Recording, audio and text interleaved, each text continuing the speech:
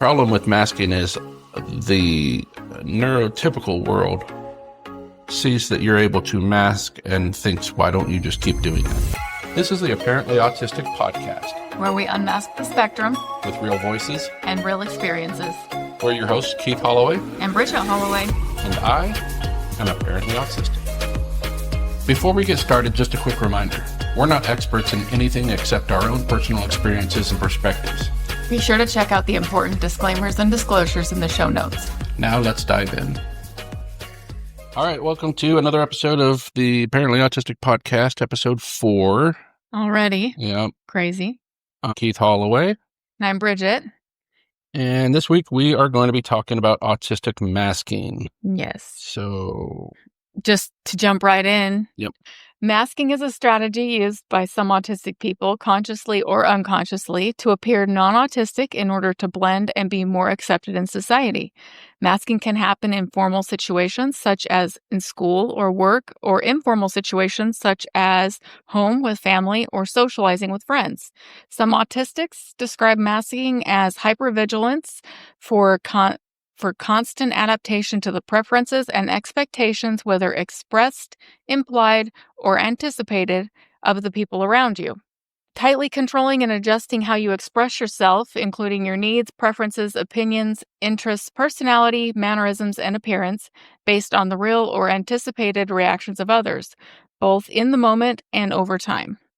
So that's from the National Autistic Society. I believe you said that was from the UK. From the UK? Yeah, so, okay. They have a lot of good stuff online. So. Yeah. So some general examples to help people understand if they still aren't clear.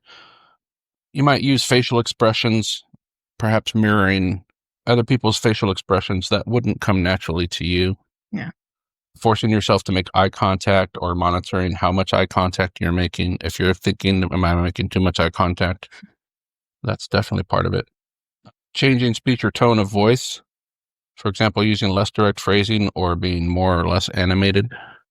Yeah. Yeah, I think we kind of talked about that. Suppressing, reducing, or hiding stimming, such as hand flapping or echolalia. Have we talked about echolalia yet? No, we haven't. We can maybe. Echolalia is basically just repeating words or sounds that for some reason you find interesting or comforting or whatever. Yeah. Or you might switch to less noticeable stims, such as playing with a pen. I definitely would do stuff like that. Yeah. You want to continue with some of these examples? Reducing visible reactions to sensory sensitivities, like if you're shaking someone's hand, maybe you're sensitive to touch, but you reach out and shake someone's hand and you're able to mask and not like either pull back or wince or flinch. Yeah.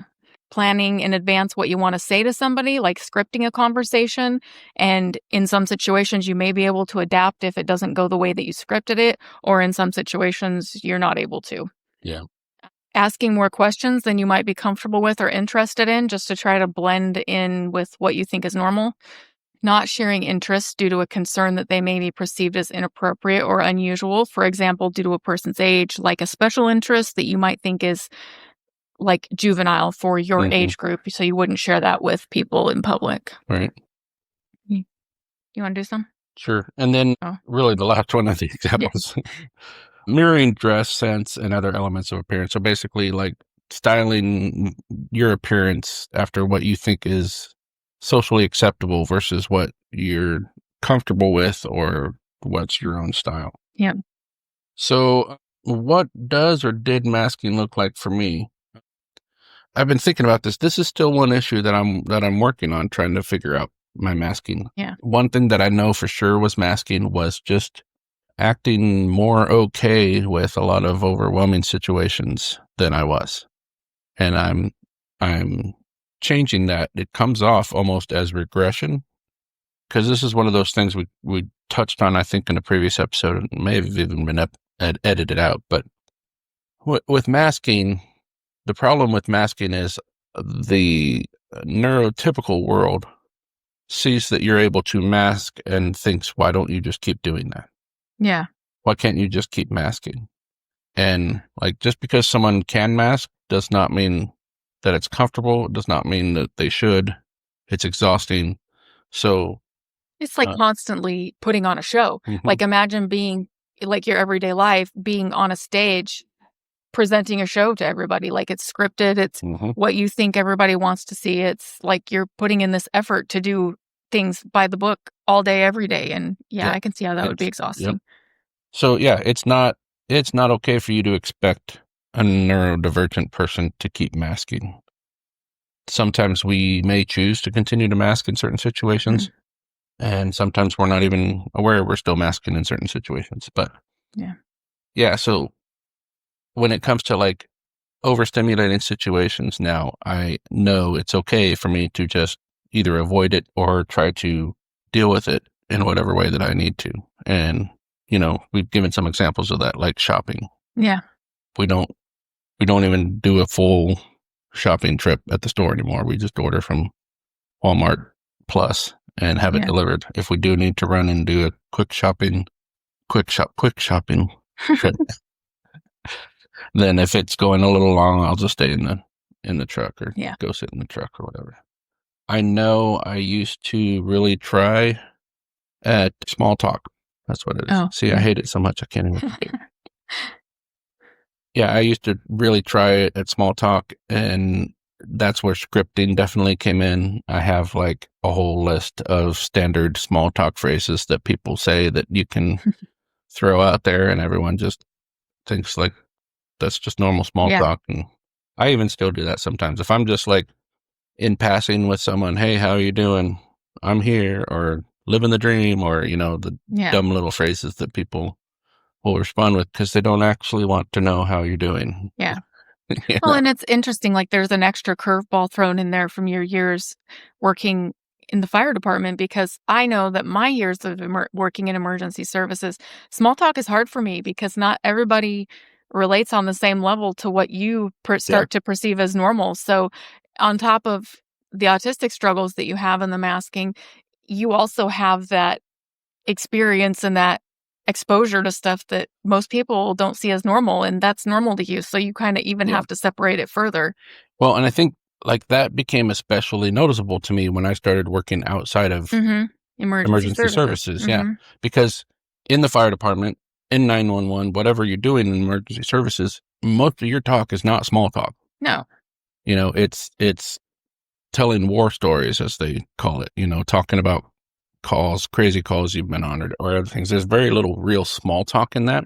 To other people that can relate and have had exposure to those things. So it's not like total shocker to them when you say something that, But then, when I started working, especially when I started working as a dispatcher, my aircraft dispatcher, that was when I realized that I have very little in common with a lot of the people that I was working with. Not that they were bad people at all or anything. Just different life experience. Yeah, completely different life experience, completely different frame of reference. That still comes up because like at work, something will happen and people will think it's a big deal. Like, oh my gosh, and I'm like, no. Yeah. Like everyone's safe. No one's dying. It's like you said you've started telling people at your work, nothing's on fire. Nobody's dying. Like, we're good. We're good. Yeah. One of my coworkers always goes around and checks how everyone's doing. And I'm always like, nope, I'm fine. He's like, yep, Keith's fine. Like, are you ever not fine? Right. Not really. I mean, in this context. Yeah. So, yeah. What are some other ways that like I said, I'm still working on fleshing this out, trying to understand what are masks, what are part of my personality, what are things that maybe even started out as masks, but are just now permanently a part of how I interact with the world. What do you think? What are some masks that? I don't know. I'm still trying to figure it out too, because this was one of my big fears when we first realized that autism is what we were dealing with. Is, like I wouldn't want to ask you to mask and put in that extra effort. I want you to just be authentically who you are. But we didn't really know what that was. So it was like, is that going to turn into, I don't really even know this person? And it hasn't been that way. Like I think you have unmasked to a certain extent at home for many years. Yeah. So it hasn't been I was going to say crazy shock. I think even before we knew I had autism. Yeah. I was unconsciously unmasking at home. Yeah. Because I've always known, too, that I have different sides of me depending on the situation. And knowing that that's masking now, well, and it's makes it make interesting because sense. I was thinking about that when I was reading over the notes for this episode, and it's very interesting to me because in social situations, large groups of people, there's a lot of masking going on, and for you especially. And oftentimes we kind of avoid those situations, not intentionally, like we'd like to participate in those situations, but sometimes it's just not worth all of that. Yeah. But we have participated in things like that over the years. And then I think about situations with my family and those group gatherings, and you don't seem exhausted by that. You don't seem like it's putting on a show or masking in those situations. When my dad passed away, that was high alert for everybody, and you were so great for support and just there every step of the way and helping with the kids and helping with the arrangements and everything. Just all of the guys chipped in and helped a lot while me and my sisters put together arrangements and did everything we needed to do. And that didn't seem like masking to me. So it's like those aren't situations that come naturally to me, but around certain people and in certain situations, it's not like it's extra hard for you either. I don't know. Yeah, I think that's a good example of just like one type of behavior is not necessarily always masking. Mm-hmm. And I think in the example you're talking about, it has to do with how comfortable you are with people, how safe you feel around people. I felt safe around you almost immediately and never had a reason to not feel safe around you. So that's why you probably realized that you were getting pretty much the genuine version of me anyways, for the most part. And it's the same around your family. I've always felt comfortable and safe around them. And sometimes that means when we're visiting them, I'm just sitting there quietly. But everyone just kind of understands that. Yeah. I don't get judgment. I don't get anything like that. And, when they do engage me in conversation, I have no problem having a conversation and talking with them about stuff. So, right. But yeah, I think it has a lot to do with how safe someone feels. So if you have someone in your life that's autistic and you can recognize that they don't mask around you as much, that's a good sign. That's just a sign of trust. That's a sign of feeling safe for sure. Yeah. Probably, speaking of that, one of my biggest masks, and it was something you jokingly apologized for getting on camera, is just like my outward, like hard persona, like I try to put on a lot more of a tougher persona. And I think that's more just a defense mechanism than anything. Yeah, for sure. But it's definitely a mask. Yeah. And like you and the boys have said that, you can see through that, obviously. Right. I think the safety in it is a big piece. And I think that another piece of it that, at least with you, I can't speak for all autistics and it may not be consistent across the board, but one thing I've noticed that even when you're masking, you're still genuine. It's still like authentically, you're being honest. You never mask to a point where I have to worry that what you're doing when you're masking is, okay, now is this really what he means or is this really true? Like it's not, it's still like genuine and authentic. Yeah. But yeah, well, I mean, don't know. And that comes from the, as an autistic person, we have a hard time being anything but genuine, being anything but honest. So, and that's the thing. There's some people will think, oh, well, if you're masking, you're just being deceitful. You're just and that's not what it is. No. It's basically like we maybe even have already kind of tested out what's acceptable and we'll just present that side of us. And it's not necessarily a disingenuous side. It's just that's the amount of ourselves or the side of ourselves that we're willing to put out there. Yeah. I have when I turned 30, I had a birthday party, and this was when I was a firefighter, and it was also when I was still a Mormon, and we had firefighters and Mormons invited to my birthday party, and I realized, oh man, these are very different, two completely different worlds of mine that I think I definitely presented different masks to, and it made me really nervous. Especially, I knew what some of those gifts I was going to get from the firefighters were, and I knew how You're like, how my funny, Mormon friends would, goofy they are, but yeah, inappropriate to some. yeah, and Get a that's little nervous. kind of like a good example of yep. There's different masks that I wear. They're not disingenuous, but they're very different. And bringing those two worlds together was definitely kind of nerve-wracking. Yep. Now, have you noticed like a difference from before my diagnosis versus after? Just really, not really a difference, but like just in awareness, like us being aware that, okay, certain situations require more effort. So we kind of navigate things differently. But I haven't really noticed like a change in you per se. Like we said, for many years, you've been kind of just authentically you at home. So I don't think I've noticed anything. I think one thing that might be kind of a difference. I got diagnosed like just before my job changed, just before we moved out here. Mm-hmm. And at my previous employer, I was pretty talkative with everybody. Most people in the room knew me. I was known for saying exactly how I felt about things. Everybody knew that I was going to say. But they kind of over time grew to appreciate that about you. Exactly. And like one time I said something and someone who was relatively new was almost taken aback, and I said, "It's okay, you'll get used to it. Being an asshole is part of my charm." And everyone just kind of chuckled at it. But at my current job, I'm a lot more quiet. Like I work night shifts, so that means that there's fewer people anyways. But I mean, where I work now, it's a much bigger room, a lot more people, but they're a lot more spread out. Right.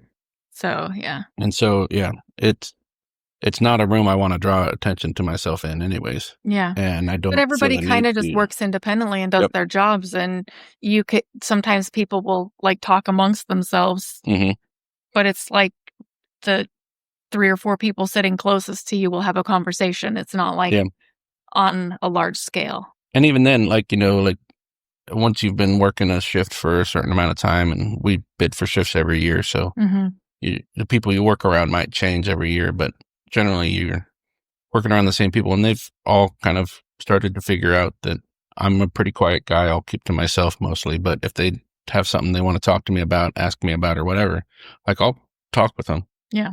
But I'm probably not going to strike up a conversation, and I'm probably not going to engage in a small talk conversation for sure. Yep.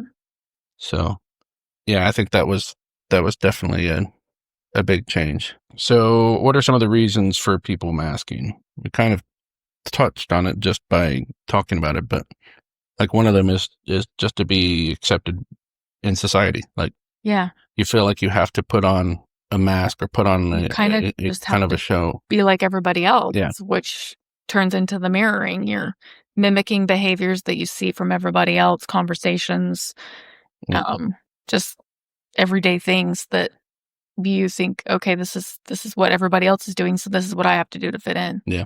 Kind of along those same lines, you do it to avoid prejudice or the stigma. There's a lot of stigma or misunderstanding about autism. For example, when I was still relatively new and also still reading more up on autism and stuff, I had a book called Unmasking Autism by Devon, I think it is. It's a good book. If you want to learn about masking and unmasking, that's a good book to actually check out.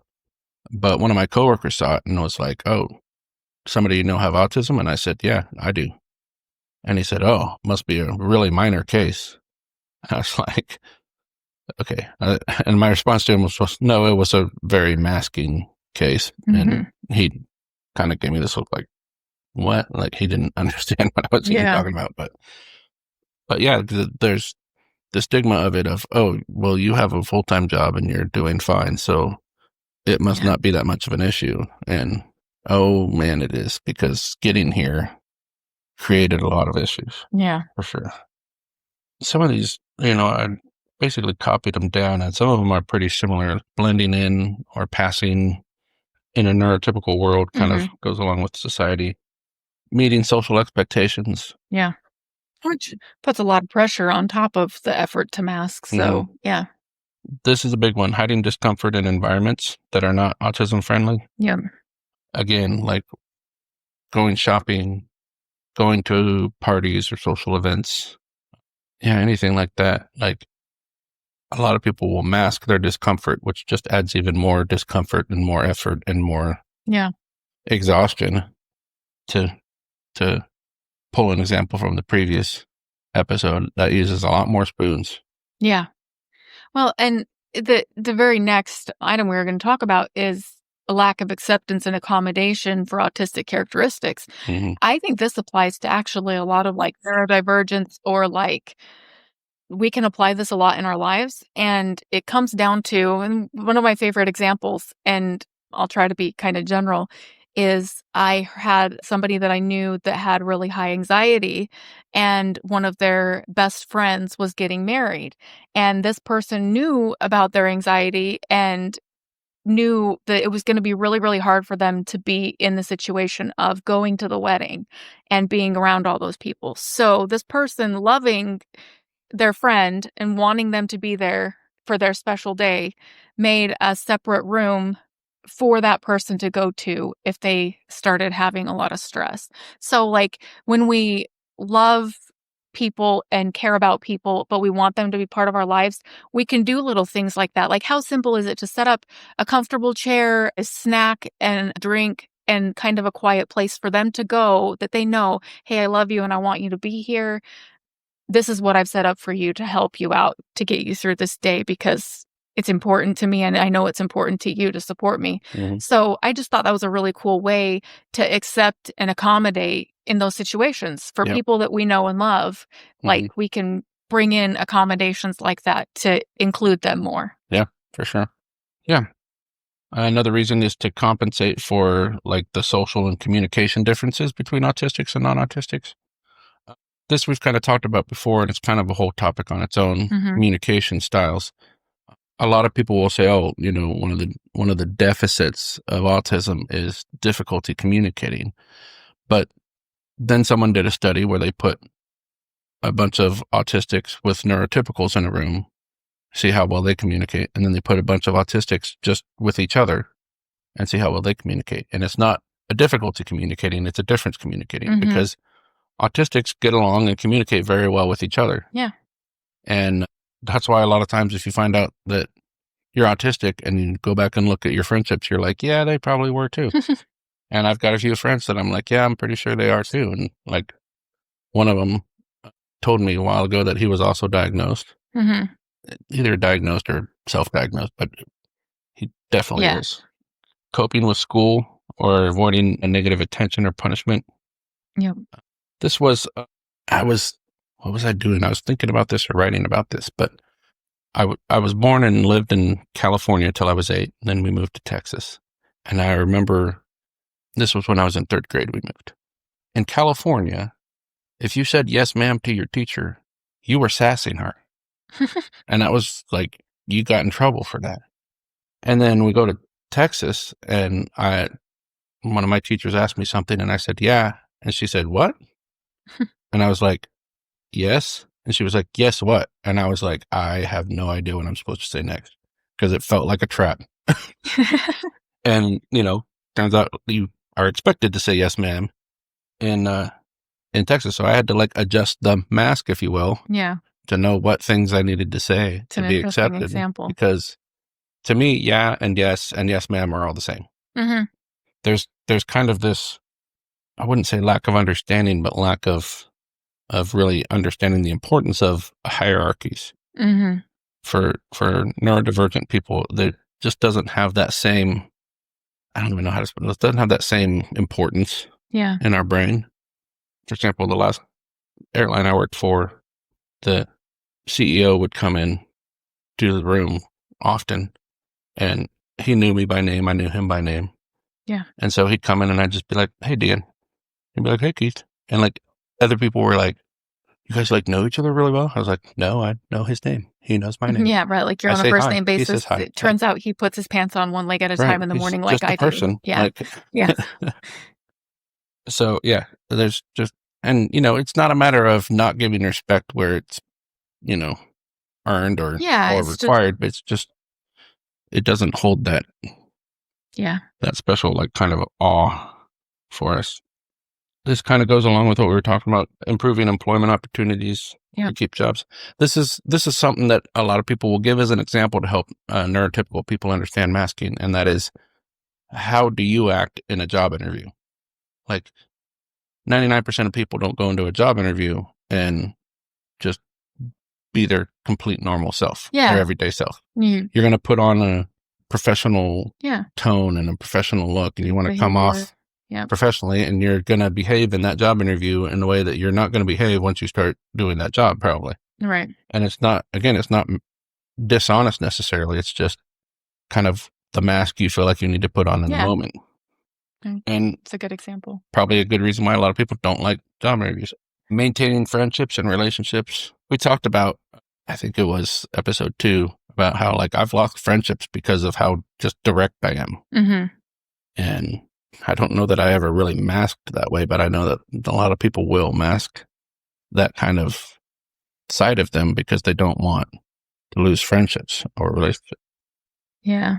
And then like the biggest one, it's just become routine or subconscious. And I think that's especially for late diagnosed people. Yeah, I think that's the biggest kind of thing. What we're still trying to sort out, or you're still trying to sort out, and I'm still trying to like see, okay, what part of this was masking and what part of it was who you are, or even like who you've just become. Like sometimes I think if you do a certain mask all the time, every time for 10, 20, 30, 40 years, it just becomes part of who you are anyways. So it's like... And yeah, it may have started out as a mask, but it may have become just so second nature now that... That's easier. It would take more effort to try to remove the mask than just keep it there, because it's just become who you are. Yeah, I definitely think that's a big part of it. That's a journey for sure, the unmasking and figuring out what is masking and what's not, especially in late diagnosis. I think that's been one of our biggest challenges, but I wouldn't say a challenge in a negative way. It's just been like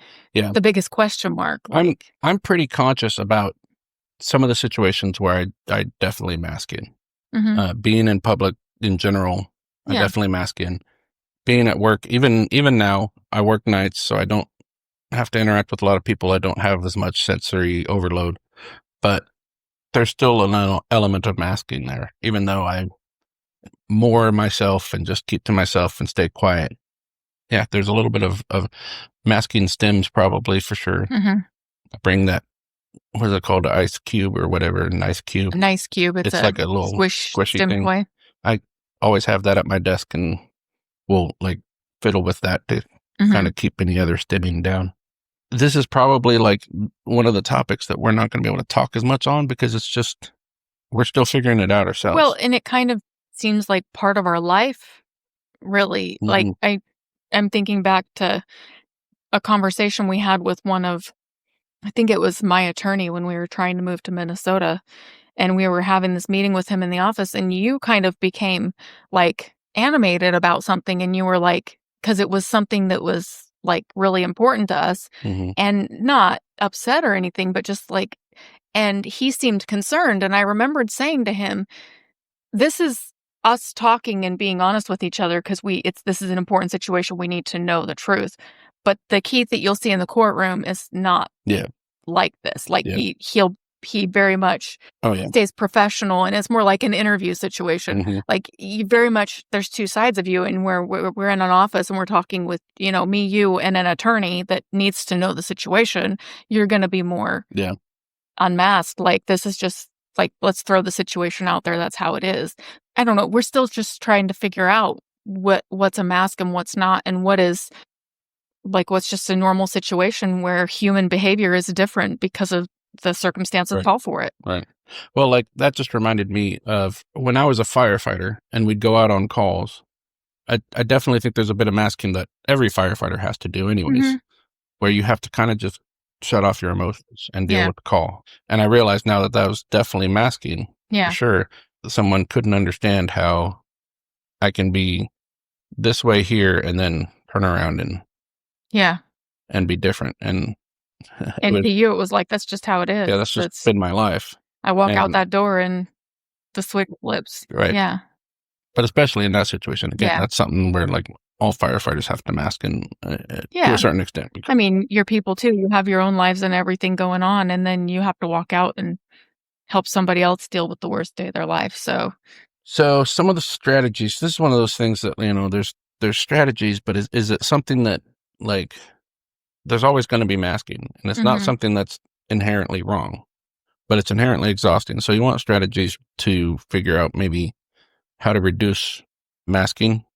Some people think that we should be able to just completely unmask, and in an ideal world, we should be able to just be exactly who we are. If an autistic person and their family are able to live in a world where they can completely unmask, great. Like, that's like each circumstance and situation is individual. So, Yeah. I mean, if you're able to navigate that, I think most of us aren't. Right. So, well, we don't live in a world, and this is going to almost sound political, but we don't live in a world where you can completely be yourself and be accepted, especially if that means that you're not providing some kind of monetary value to the system. Yeah. What is considered a disability? Like, legally speaking, a disability is basically something that prevents you from providing some kind of monetary value to the system, to capitalism. If you're not contributing to capitalism, then you're disabled. And that's, in my opinion, a problem. Yeah. Like, that you shouldn't have to earn the right to be who you are in our society. Yeah, definitely. But the fact of the matter is that's just how it works. So right. You can, and I'm not saying there's one right way or a wrong way to do it. If you're someone who you want to be able to completely unmask and be exactly who you are, then that's fine. Unfortunately, that's probably going to come with some consequences in our society that aren't fair, but I think that most people tend to choose the path of least resistance, which is somewhere in the middle. Yeah.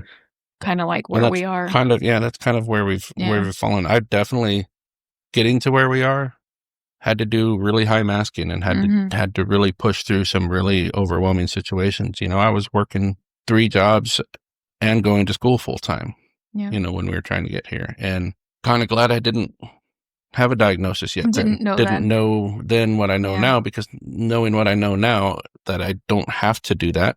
Yeah. It would be that much harder. Right. For sure.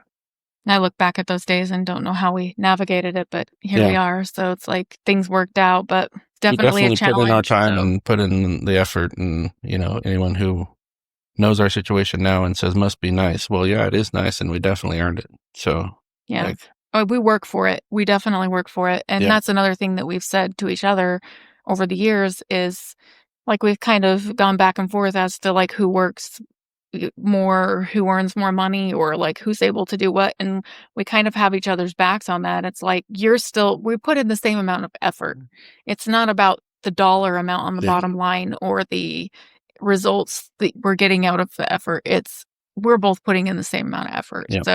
So some of these strategies, though, that they talk about, one is just allowing time to recover after social interactions. So situations where, like, there's almost no choice but to mask. You got to allow some extra time to recover, because, again, as I've said before, and it sounds melodramatic, it is exhausting to mask. And when you've lived a life of masking and not realizing you're masking and wondering why you're so exhausted, once you learn that that's what you're doing and you don't always have to, it becomes almost more difficult to do it. You can use energy accounting, and this is kind of similar to spoon theory. Yeah. Where you kind of like budgeting your energy. Budgeting your energy and paying attention to, okay, what am I going to be able to accomplish today?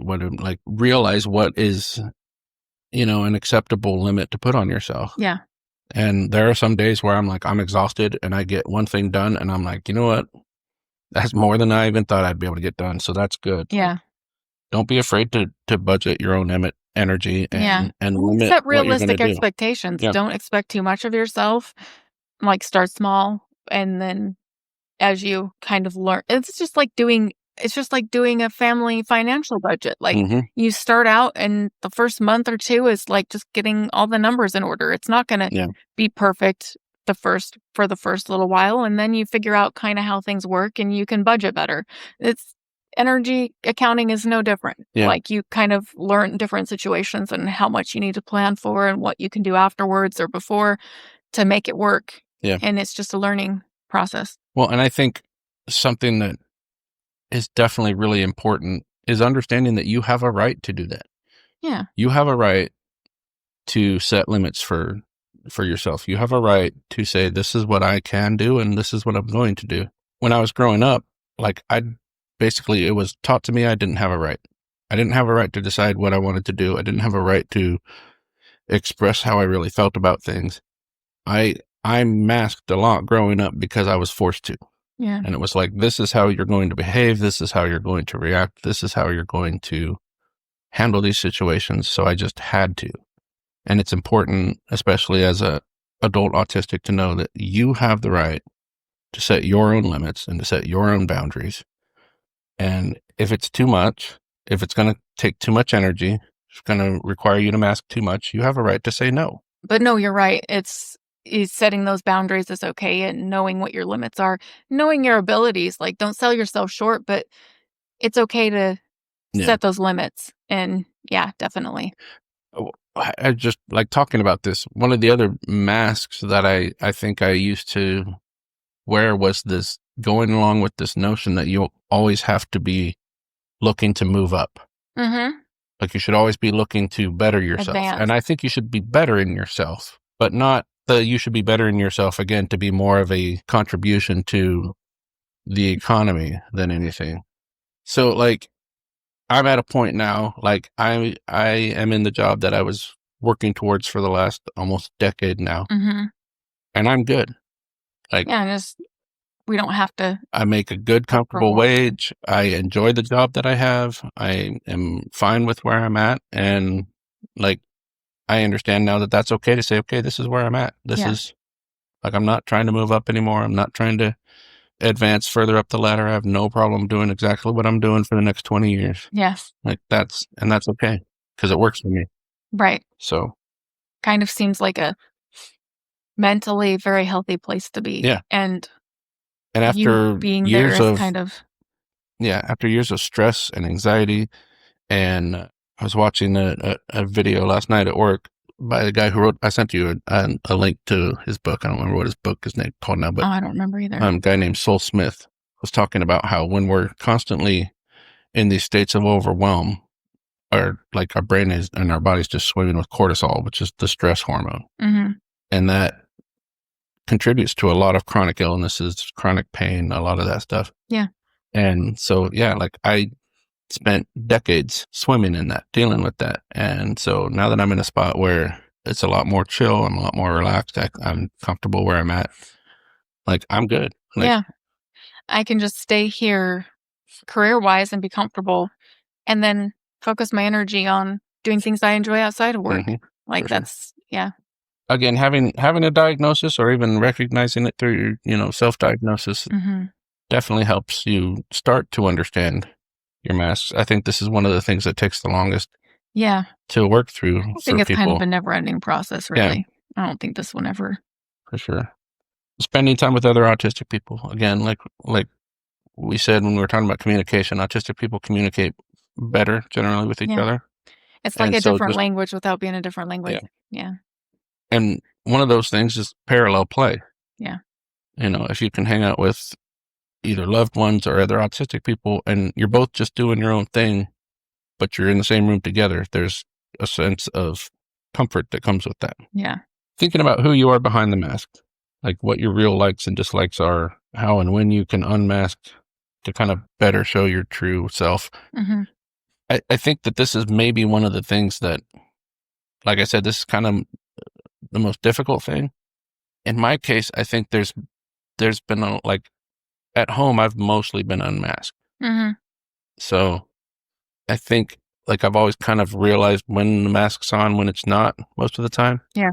Just not knowing that that's what it is. Yeah. That it's an actual mask. I think the most time that the mask has shown at home is maybe in parenting situations. Yeah. But not, like I said, not in a bad way. It's just like, okay, I need to deal with this important thing. And this person needs me to be a certain way versus how I really want to be right now. Right. So you will do what your kids need of you in that moment. And I think that's really the only mask that I've seen within home. Well, and even having to deal with stuff outside the home, but still from home, having to make phone calls and stuff like that. Yeah. That's definitely big masking. I hate talking on the phone with people I don't know. I do it at work plenty. I definitely did it a lot when I worked in emergency services. Yeah. But I can do it at work because I'm getting paid to do it. And, like, it is what it is. I really, really hate it when I have to, like, call and make doctor's appointments and stuff. Mm-hmm. And a lot of times I'll lean on you to do that for me. Sometimes I'll try to reach out and make doctor's appointments. And if one or two things goes wrong with that, I'm like, okay, I'm done. I need you to make the appointment or it's not going to happen. Yeah. Again, just identifying what your masks are and what they aren't and who you are behind the mask is probably the most difficult to deal with when you're especially a late diagnosed person. Like I said before, you've been masking for 40 years. It becomes really difficult to understand what's a mask, what's not, what started out as a mask and is now just you, because that's just how you've been trained or how you've trained yourself. Yeah, it's what you've become to be. The biggest thing that I think is important is to understand, is this draining your energy? Yeah. If it's draining your energy, it's still a mask. Yeah. Because it's not coming naturally enough to you. Yeah. To not exhaust you. And that's something that you got to pay attention to. And one way to better identify that is journaling. Like, I've tried this several times and I never stick to it for very long, but journaling can help you understand, how you're feeling when you're doing things, how you deal with situations, all that kind of stuff. And it puts it down in an easy to reference form to help you understand it. You look back and look over a couple of days and realize, okay, I did this. It seemed to come naturally, but it exhausted me. So maybe that's not as natural as it may have seemed, because it became habit and routine for you, but it's still masking. Yeah. Other things to do is meditating. And I've gotten into like mindfulness meditation, try to do that sometimes. It kind of comes and goes. Sometimes I'm really good about trying to do a mindful meditation once a day, and then other times I go months. Just kind of being present in your own mind and your own thoughts, and just giving yourself time to clear your head and actually process whatever is. Yeah, for sure. And then going to therapy, having a therapist is always, I think that's a good idea for everybody. I do too. And especially in this case, I recommend it for people who don't think they have anything going on in life. Like, establish a therapist that you have them get to know you, because when something happens is not the moment you want to be figuring that out in. Yeah, for sure. So the difficulty with that is insurance. I know. Insurance wants you, they want the therapist to diagnose your issue, and then they want you to be a treatment plan, working on a treatment plan. What's your release date? And it definitely adds a challenge to things. So, so how can you support a neurodivergent who's masking? And you've got more than one in your life. Yeah. I just try to make you feel safe and comfortable in the situation. If it's a masking situation where you're putting in a lot of effort to be something that you're not, and I mean, telling them, you don't have to do that. Yeah. But just like honest conversations, communication, and stepping in to help where you can, but mainly understanding. I think after the fact in high masking situations, can't tell you how many times I've said to you, just do something stimmy. Like, just take this time for yourself and just do something stimmy. Yeah. Well, you just told me that yesterday, last night. Last night, like, because you knew I was still struggling with some things. And if you saw one of my videos that I posted about how the other night was just a tough one. Yeah. You just got to take some time and I knew you had to go to work last night, and I didn't want you to be stressing about, I need to do laundry, and I need to do this, and I need to do that around the house, and let's get the dishes done before I go to work, and then you're worn out and stressed out when you get to work, and it's like, you know what, forget about all that stuff. I'll take care of it when I get home. Just do something stimmy until you have to go to work. Yeah. So. Yeah. And that's always, it's helpful to know that, I mean, neither of us has ever been like, you didn't do that, you didn't do that. Right. But it's always a nice reassurance of, just relax, I've got this. Yeah. Educational professionals better understanding this. I made like a meme about this but it's true. Like our our son, who is ADHD, probably a little bit of autism there too. And somewhere on the spectrum. we had an IEP meeting, and the vice principal, like not realizing how it comes off, said, "Oh, well, we're all a little autistic." Like, no, we're not all a little autistic. Yeah. Like, if everyone was a little autistic, the world would be made for autistic people, Right. and it's not. We wouldn't be having to have an accommodating. right. We wouldn't be having to have an IEP meeting if we were all a little autistic. Maybe you are, and that's why you think it's normal, and everybody Right. is. You're just going along with the flow and masking, like Right. you think everybody, like that's really what it's all about. Well, and that's, it's like another meme that I made when your parent says, "Well, I do that and I'm not autistic." Well, Maybe. I got news for you. Clinicians being aware that some autistic people might mask during the diagnostic process. Yeah, I think that's one of the challenges they have with adult diagnosis is adults at that point have usually become so efficient at masking that the testing process is hard and it has to be adapted quite a bit. Right. Well, they ask, "Oh, do you have difficulty with this thing that most autistic people have difficulty with?" And it's like, no, I'm 40 something. I've figured out how to deal with it. Yeah. Like, yes, I do, and I have, but I've had to figure out strategies to deal with it. So it doesn't seem like a difficulty to me anymore. I just have figured it out. Yeah. For sure. And then public spaces and events, it would be nice if they became more autism friendly. And it doesn't mean like, oh, go to a rock concert and the music has to be quiet, But like my sister will take her sons to events and they have like earmuffs that he can put on if it's too loud. He loves going, like they've gone to like monster truck shows and stuff like that, and he loves it, but he still wants to wear the ear protection. Yeah, the ear protection.